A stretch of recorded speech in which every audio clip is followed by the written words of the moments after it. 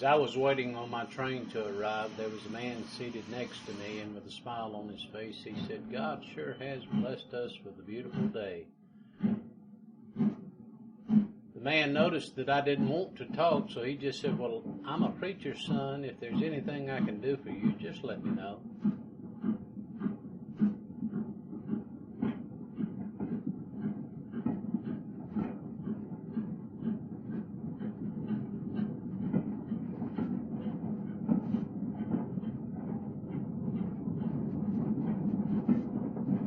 As we left the station and I began to draw closer and closer to my home, I told the preacher my story, and it goes something like this.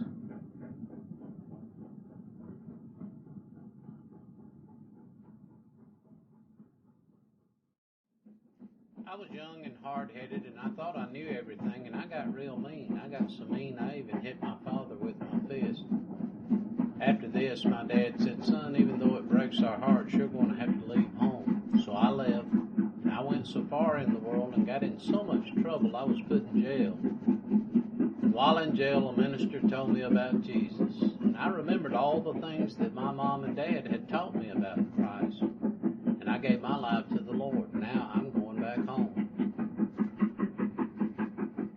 That's when the preacher said, "Son, how do you know that you'll be welcome back home?"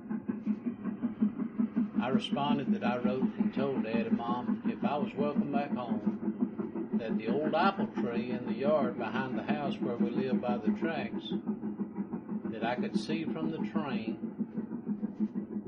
if he and Mom could find it in their hearts to forgive me, if they would just hang a white rag in the limb of that old apple tree, that I'd know that I'd be welcome back home.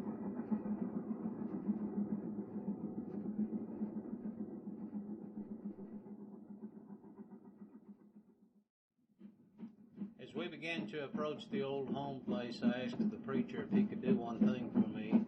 He said, "Sure, son, I will if I can." I said, "Can you look out the window and see if there's a little white rag hanging in the apple tree?"